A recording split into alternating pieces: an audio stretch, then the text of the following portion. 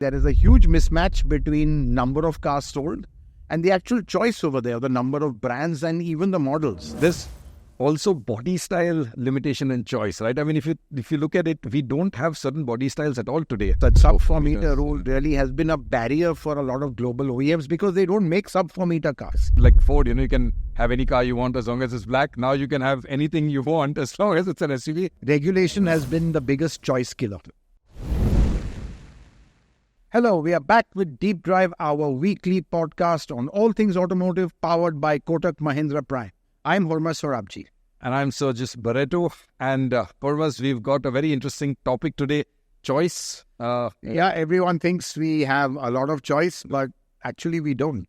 Exactly. So I think it's quite interesting, and I think, and this topic has come up because a lot of people ask us what car to buy in a certain segment, and frankly, in some segments, either they don't exist or there's just maybe one or two models. You just get stuck, right? I mean, it's happened to me. People ask saying, hey, I've got a budget of, let's say, 30 lakh, and I want a sedan. Or I want a sedan, another favorite one. Yeah. And you're suddenly like, wait, we don't have anything to offer. I mean, it's like you can like Ford, you can have any car you want as long as it's black. Now you can have anything you want as long as it's an SUV. Exactly. So I think, if you look at it, let's take the sedan segment, almost disappeared. True. From Honda City, Verna, the next one is a Camry. Exactly. Nothing in between. And the only one is a Camry. Or you jump into the luxury sedans, which again are super Exactly. Yeah, so just I think, let's look at some stats on choice and to set the context. True, exactly, which I've been busy digging out, Hormazd. So,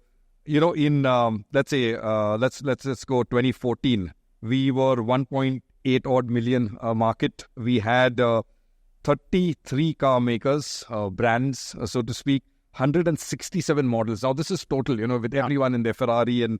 counting the variants. Yes, no, just the models, not even the variants, just the models. Now, let's look at mass market, though. Let's take away all the Rolls Royce and things like that. But just the mass car market, there were 20 brands that we had and 100 models, right? You think, okay, so that was 1.8 million. Let's go to 2019, 3 million. Car market, roughly 3 million. The number of mass market stayed 20, right? The mass market models, it went up to 113. And if we look at today, we are at 99 mass market models, right? So it dropped. And from 17 car makers, so we've lost 3 brands as well. And with a sale of 4.1 million. Exactly, and with a sale of 4.1 million. So we've grown, the car market has grown, but the choice hasn't actually, it's gone down. I mean, even if you look at the total car makers, we've got 34 brands, which is no greater, like it's up by 2, probably some of the ultra luxury guys in there. Number of models, 203. And you're counting all the Aston Martin, exactly, Bentleys, which sell maybe 5 a year. Exactly. The mass market. They're bringing the whole portfolio here technically because, there's no obligation and CBO. Exactly. So that sends that count up, 203 models. But in mass market, we have only 100. Right. And this is India. I think what was you said something to me earlier also very interestingly. Yeah. I mean, I was just going through Autocar UK here, our parent magazine, and Autocar in 2024 did about 1.9 million cars. We did 4.1 million, so substantially more. I think almost double. Yeah, UK did 1.9. Yeah, UK did 1.9 million cars. UK market 1.9 million cars 2024. India 4.1. Yeah. So that's double. Yeah. UK has, I think, 68 brands, 67 brands, yes, and 414 models. Yeah. How much did you say we had? 203. Okay, so that's double for half. Yeah. So really the choice is much, much more if you look at it. I mean, for China, we don't know. I think it's also crazy. We haven't got those numbers. We probably wouldn't be able to count them even if we looked. Exactly. But I'm just saying to give it context. Again, to give more context, South Africa. I was going through Car Magazine of South Africa. And I think they do about 500,000. Yeah, 500,000. Half a million cars. 48 brands. Compared to ours, 34.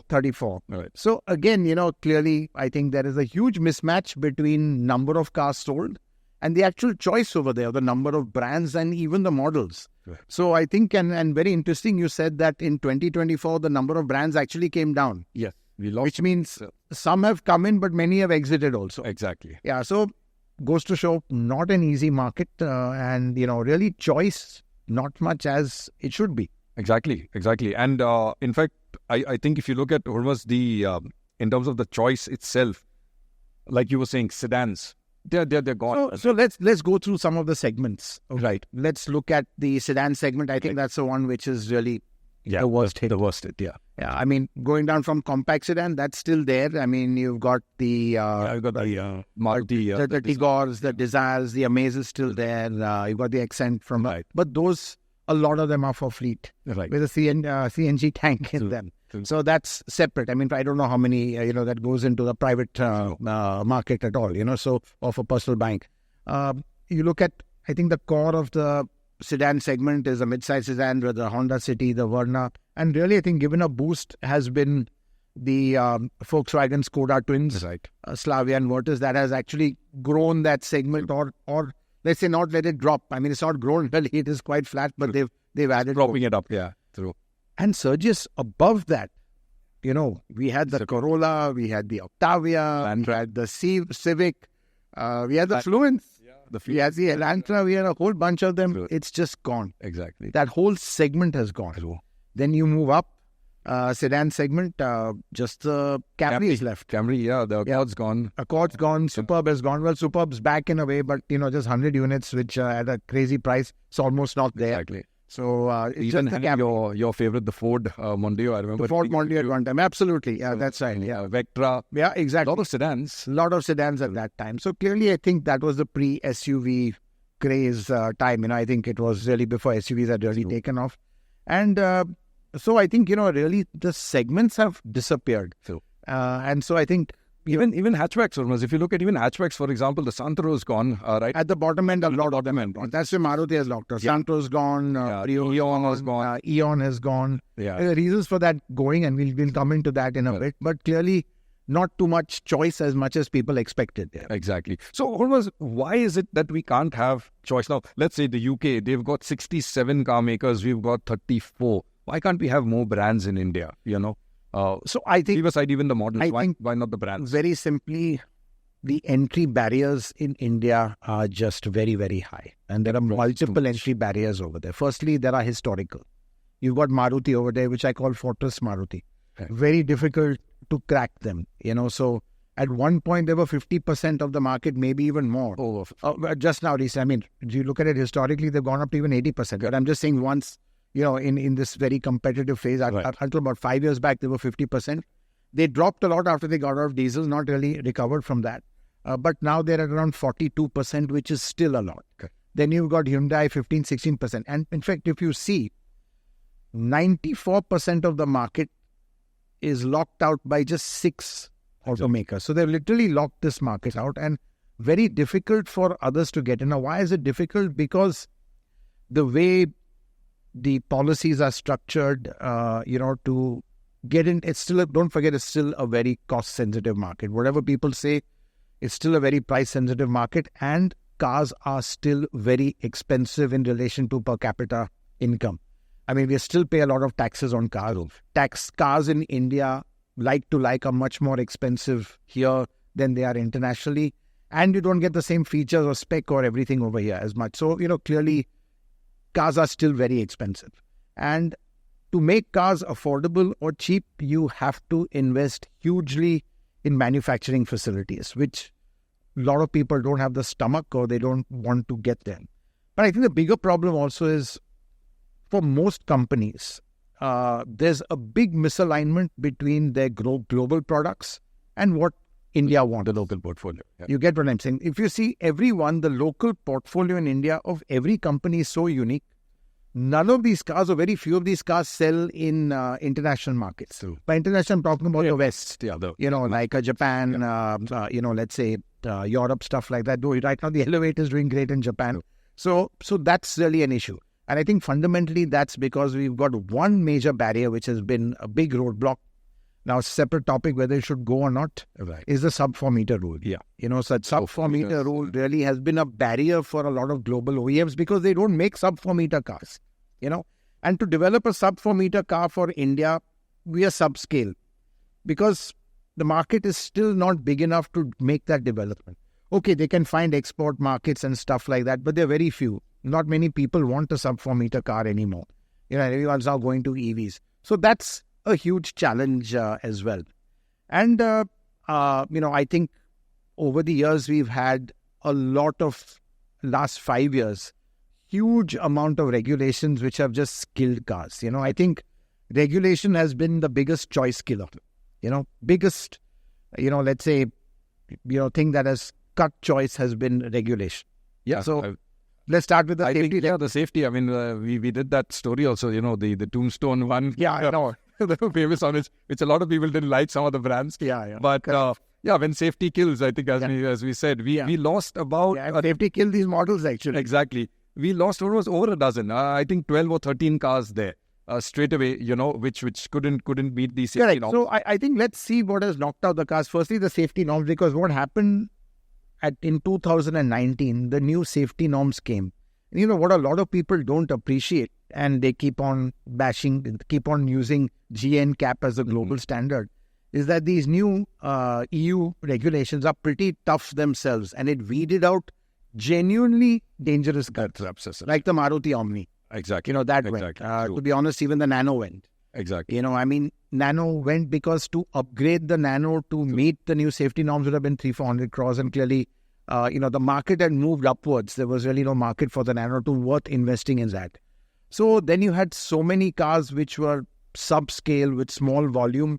It just was not cost effective to get them. You had a whole bunch of these Mahindras gone. You had that Xylo gone. You had the E2O gone. Verito. All these kind of cars went off. Even that Sumo, which people perceive as a tough car, so to speak, when that wasn't safe in terms of our safety norms, which correct. I mean, So at that time, no cars were really safe. Exactly. To be honest, they were all similar. But it was not a question of what was safe or not. It was a question of which ones should you invest in to upgrade to the new safety standards. So you really had to pick which ones you did. So I think that's really what happened. And in 2019, and again Hexa, classic one. I mean, to me, Hexa for a lot of people was the best Tata to date in terms of refinement, plushness. Much better than the Safari in many ways. And the Arya over which it was based. And over the Arya. It was a very heavy car, no doubt. But again, the Hexa, it was the only model left, body on frame model. Correct. It just didn't have the volumes to kind of upgrade. For example, I mean, Hexa was selling well.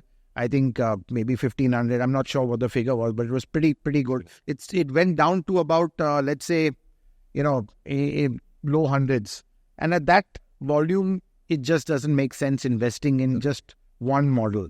And at that time also, Tata Motors was rationalizing between two platforms, a third platform. So there are all these issues, the regulations which kind of weeded them out. And I think with the Hexa, the emission norms which were just going to follow later after the safety. I think both those things, they just decided not to upgrade. That's right. So to kind of upgrade just one engine, which would have only one application for BS6 in that form, the 2.2 diesel. I mean, passenger car. It was there in the Xenon, but for a pickup, the emission standards are not as tough. Exactly, commercial vehicle. So you can go, you can manage it with that. But again, and I think they had a moment of let's get it back. I think they showed I think it was the Hexa Safari or something at the Auto Expo. I think I remember. Okay. They had shown a variant of the Hexa with an intent that we're going to bring it back. I'm sure they looked at it and everyone wanted it. But again, at that time, I think Tata rightfully was not taking emotional choices. It was making very rational and practical choices that made business sense. And though it would have been an emotional thing to get the Hexa back and frankly, even the Nano to going. But I think right call was, it's just not going to make business sense at all. Yeah. So I think that's what happened. And so I think a lot of emissions knocked the cars out. I mean, we've got a whole list of them. Exactly. Emissions in 2020 when, the BS6 was the biggest car killer and choice killer. Yeah, exactly. There were 18, so 1.5 dozen cars that were axed. They just couldn't meet the emission. 18 models. 18 models. That's what we count. That's what we counted. And how many models did you say we had in 24? You in right now? Yeah. So in the mass segment, we are at 99, right? Yeah. So imagine if those could make it would have been more and another 20%. Yeah, exactly. 20% more models if those carried on. And some very interesting models went too. Like the Nissan, for example, this the Duster version, Terrano. The Duster, the Duster, the Honda BRV. We lost the Tata Zest and Bolt. Of course, they were on their last legs, but Tata again wouldn't want to probably upgrade them.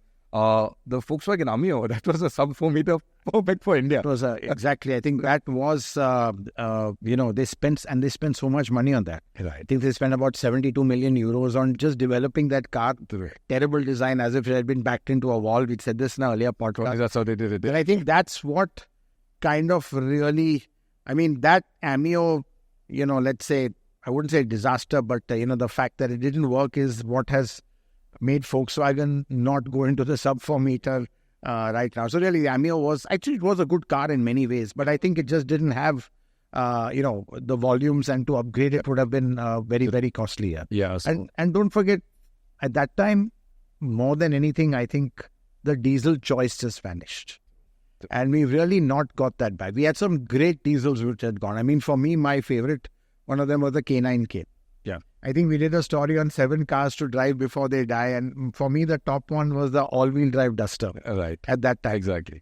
Great engine. The suspension on that car was fabulous. You had the all-wheel drive. An all-wheel drive, independent rear suspension. Correct. That was the beauty of it. Not just four-wheel drive. It had an independent rear suspension because there was drive to the back as well. Really phenomenal ride.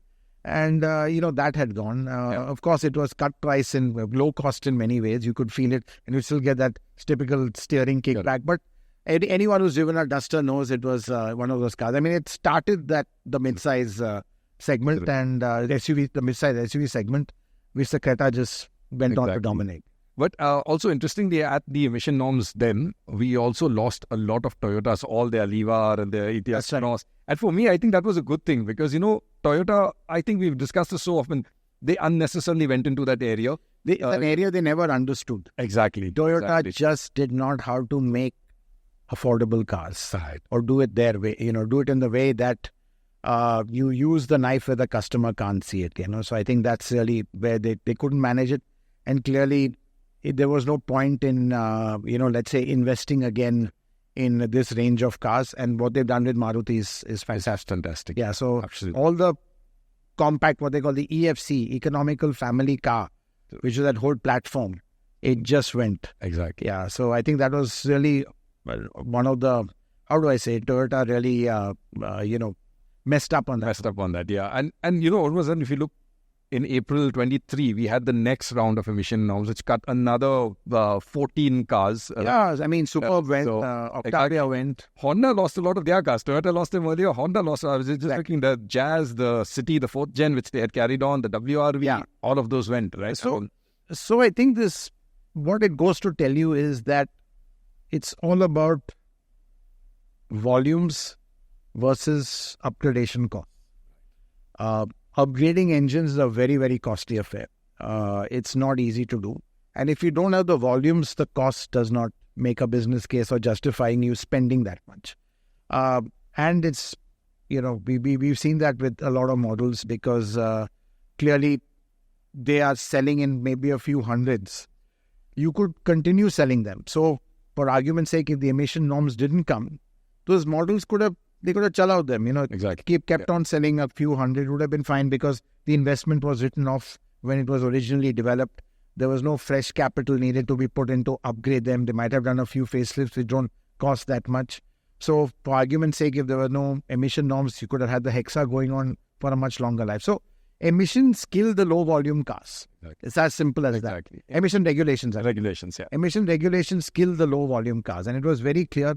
And I think also there's been a change in the way international players started looking at India. When they first came in, it was all about India's this great market and it's got a fantastic future and going to boom. And they were just waiting for that future, which never came because, these few guys have locked up one part of the market and the others just couldn't break into it. Exactly. So then it became, if we are here, we have to do it at a profitable way. And low volume being upgraded to BS6 was totally unfeasible, didn't make business sense at all.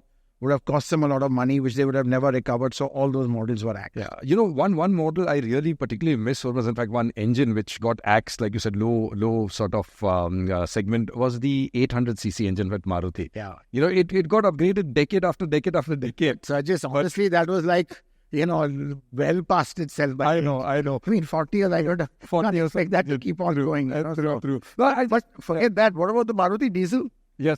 That was, they done a whole podcast on it. That was just 1 year. Exactly. Or not even a year. Less than a year because, so clearly that didn't make sense at all. But I think, I mean, we all like the F8D or the starting out with the F8B. Yeah. It was a jewel of an engine. No, I just like it because it made, motoring affordable. I mean, and I've written about this. Again, people, talk about safety and they say, oh, you're driving a Maruti 800 death trap. When I got married, we moved into, I had a kid. Very young, didn't have budget. I didn't want my family on a motorbike. I bought a Maruti 800. Yeah. Right? Now you'd think that you're not safe. No, I was safe because I upgraded from a two-wheeler. That's right. But in absolute context, that was also one of the cars to go in 2019. Yes. So honestly, the cars that went in 2019 were genuinely unsafe. Yeah. I think after that, what people don't realize is that the new regulations was a step. have improved safety dramatically. Right. So, while let's say a GN cap or a BN cap cars are much safer, it doesn't make these dangerous. They may be less safe, but they're not unsafe. And that's what I want to say. True. Pre-2019, they were definitely unsafe. I mean, look at an Omni. You just had nothing in front of you. Yeah, these were your That's right. crumple zones. Yeah, crumple zones were any. So exactly. So these are the ones which got weeded out. Sadly, they had a bad reputation because on the brand. But I think, that's... but again, it's sad that so many cars, which we've lost, they died too soon. True. And Hormazd, besides car models, we've been focused obviously on the models and the choice. We've also lost brands and mass market brands. Yeah. So exactly. So when Chevrolet went, I think 2017, straight off 6 models gone. Exactly. Ford. Yeah, Ford, bigger loss. I think everyone, that really hurt. So because, we love the Ford products. I mean, the GM products, they were okay. Some of them were not selling also that well. Exactly. The Trailblazer and, the Enjoy. There was a mismatch of cars, with, let's say, from their from the SAIC stable, like the Enjoy and the Sail. So it was a bit of a kitchari over there. But 6 cars straight gone. Ford, 5 of them gone. True. And the EcoSport everyone loved, I think, and the Endeavour everyone loved. In fact, very interesting, after the Endeavour went, and this is the other issue with no choice, is, the ones who are left can jack up prices with impunity. Exactly. So I think about 5 months after the Endeavour was discontinued, the top end of the Fortuner went up by 4-5 lakh. Yeah, absolutely. The lower end also, I think, went up by about 1 lakh or something. Yeah, and it wasn't only the Endeavour, the Alturas had gone as well. Okay, exactly. There was a small volume, but it's still there, And Gloucester is also still there, but it's... that's a Gloucester. When it was launched, it was just limited by how much they couldn't do more than 250 cars. There was production constraint, a cap. They just couldn't get the cars at that time. So Gloucester really never took off as a model should. So really, I think the other thing with no choice is in certain segments, people have jacked up prices. So really, in a way, just isn't enough choice if you look at it. True. So Hormazd, I mean, it's where we are now, right? But do you think we can get back this choice with perhaps EVs or new brands coming in, like we know VinFast is... So I think that's where the choice will come back. Okay. You'll have with an EV, it's much easier to enter the market. It's not easy totally because firstly, the emission regulations, one of the big hurdles is not there. You've got crash which you have to meet, but now today, every serious manufacturer will have to do that. So I think now a lot of people are going to bring in EVs, which might even be beyond the natural demand. They might be just forcing it for cafe reasons, which I've spoken about earlier. So everyone's going to be launching a whole bunch of EVs. So the choice of EVs will go up dramatically. Right. But the good old ICE car, that's shrinking and that's logical. And you will also see a lot of life cycles extended. So even the race replacements now will be slower. Slow. So you won't see them getting their life cycles might even extend 10 years or as long as, because in this transition, it doesn't make sense to invest in a full new model change. Exactly. Yeah. So I think we will be having the EVs and, but again, Right now, it's just SUVs and SUVs. Yes, yeah. You can have an SUV. Yeah, there's just that's what it is. Yeah. But actually, one interesting thing also, like you said, the entry barrier, the biggest entry barrier, the sub 4 meter, that would actually not be a barrier for EVs. Absolutely, yeah, So because it's the that same. would help. Exactly. So that's the same, tax 5%, whether it's big, 0.8 meters or 4.8 meters. Exactly. So it's quite even that way, and clearly. But I think so that's what it's going to be. But I think we are going to also.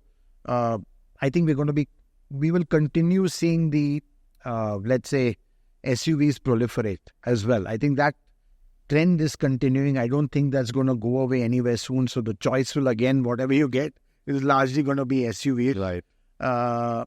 Might have some challenge with EVs because EVs don't lend themselves too much to an SUV body style. They're generally heavier and they're less aerodynamic. Right. But with battery ranges improving, that can get cancelled out. And also body styles getting, I think, a bit more aerodynamic. Yeah, that's right. Yeah, exactly. But I think, and we know why the SUVs are there for two major reasons. One is customers love them, and manufacturers want to sell more of them because they are hugely profitable body styles. I mean, in the pecking order, you can charge the maximum for an SUV, then a sedan, and then a hatchback. Exactly. And honestly, the manufacturing cost is not too much different. Exactly. I remember between a sedan and a hatchback in the good old day, the manufacturing cost was negligible. Sometimes even a hatchback was more. Exactly. Because you had the glass at the back, you had the gas struts. True. So it cost more compared to a notch with the boot. But you could charge a 1 lakh premium on let's say, a notch back, which means it's great for the manufacturer. That's all profit for him. True. Similarly, SUVs, manufacturing costs not too much different from, let's say, a sedan or a hatchback. Especially the crossovers, really not too much. But the perception is people are willing to pay more for it. So really, it's the manufacturers also pushing it a lot because it's gravy for them. Profitable, and these are the segments they want to get in. And Hormazd, there's also body style limitation and choice, right? I mean, if you look at it, we don't have certain body styles at all today. Estates, I mean, they were there, and we had quite a few examples. I mean, we've had. I remember I started my career with the Opel Swing. Yeah, so. Right. I was working then and when launched it. Or something. Yeah, 2001. I got my first job then, and on the launch of the Swing, coincidentally, it just went. And there was the arena. Estates have just come and quietly gone. Yeah, the estate Marina. I mean, at that time, Tata, should have done an SUV, but they did an estate. I think Marina, SUV craze hadn't started at all. No one foresaw that. And it was similar with other manufacturers as well. I mean, you had the Baleno, you had the Altura. Right. But I have to tell you a story on a Baleno which really summed up the perception of an estate body style, which was, clearly, I would say, down market and didn't have the stature of a sedan. So I was a good family friend wanted to decide between a Baleno or an Altura. It didn't make too much difference to, the gentleman who was there. But his wife raised one point. She wanted the sedan because she said, how will it look at a function getting out of an Altura? So she was concerned about purely image. Yeah, purely image. Sedans in India have always had that status. Three-box, body style, chauffeur-driven. There's a kind of, let's say, stately image to that. So, yeah, I think, but having said that, another segment that went and in a way has come back, well, not quite with the there's just one car with the Alto Racer, is the hot hatch segment. The hot hatch segment. They all disappeared. The Abarth went, the Baleno RS went, True. the Tiago JTP went, again because of emission. Too small volumes to justify the cost of upgrading the engines to the next emission regulation. That is actually the main issue which kills these cars. Low volume cars are ready for the chop when there's an emission change. True. And then there's cross hatches too. I mean, in that That's right. I think cross hatches, I think people saw through that because some of them just had plastic cladding on it. I think which lower the ground clearance also. I think you need to have big, larger wheels. They work when you do that. At least a perception of it. So I think that didn't work. I think there was that Leva Cross and the Polo Cross and all this. The Polo Cross. I mean, I remember they added the kit which lowered the angle of approach also. So it was a cross, but it was worse off. Yeah, exactly. So again, all these body styles, they've come and gone. I think, but clearly it's what works at that time and what doesn't work. And Hormazd, before we wrap up, there's one more thing I wanted to discuss with you. With new brands, let's say if we talk of new brands entering India, do you think with a thawing of relations or a change in structure with the China-India angle, we could see, because there are a lot of brands there that would easily want to come in. We know Great Wall tried to come in and they faced a wall, right? So do you think that's... Firstly, I don't think there's going to be any thawing of relations. Okay. But I think there is a realization we can't do without the Chinese in the EV ecosystem. And, I think the smart thing to do is be practical, learn from them, see their technology and try and, develop our own technology that way. I think that's what it is. So I think you might see some, through certain joint ventures and collaborations or just licensing their technology over here without majority ownership of a Chinese company in India coming, and you could see that. But again, hypothetically, if we didn't have the issues we do, and it was business as usual, I mean, you would have had Great Wall in by now, you would have Geely in by now, right. So I think in a way, bigger choice, bigger choice for the customers, maybe not for the domestic players. True. But again, choice has been limited that way by one country not being able to, and the country that is actually leading the EV charge, right. Having restrictions to coming here. That again limits choice. But that's how it is. Yeah. And I think, going forward, I think the heyday of choice is gone. I mean, again, especially for diesels. I mean, I remember variants where you had 2 and 3 engine options, right, in the range because it wasn't costly. But now everyone just has 1 or maximum 2, because to calibrate that engine, to validate that engine is very, very expensive. I mean, each emission regulation change, I think we talked about these figures, can be as much as 10 million euros per engine, for a base engine. If you don't have the volumes, it just doesn't make sense. So it's, we are in a market where it's all about, let's say high volume, but not so much choice, because each model has to sell in a certain volume base to just be kind of, let's say, for the company to make it feasible to produce profitably. True. Yeah, and I think just going back to what you said on the China thing, we need to learn from them. I think essentially do what China did to Europe. I mean, if you look back, people laughed at Chinese cars, and then when they started, but they allowed everyone into China, learned from them, and today sending the cars back there. And that's right. I mean, ruling. We can do that too. Absolutely. And I think also what we need to do is we need to get the volumes of the cars which are subscale here. We need to look at other markets. I think again, Elevate is a classic example. They're only selling 1,000 here, selling about 4,000 in Japan. So you've got that scale at least, which helps. But again, it's a tough market, and we are very closed, locked market. You get the strong getting stronger. The marginal players really don't have too much, let's say, a wiggle room to kind of launch anything. And even if they do, just the cost of launching something which is affordable or mass market is simply too high. And you need the whole ecosystem for that. You need to be localized to about 89-90%. You need the dealers to be there, and it's just not feasible here. So I think that's how the market is. Has truly and well for sure shrunk, right? I don't think.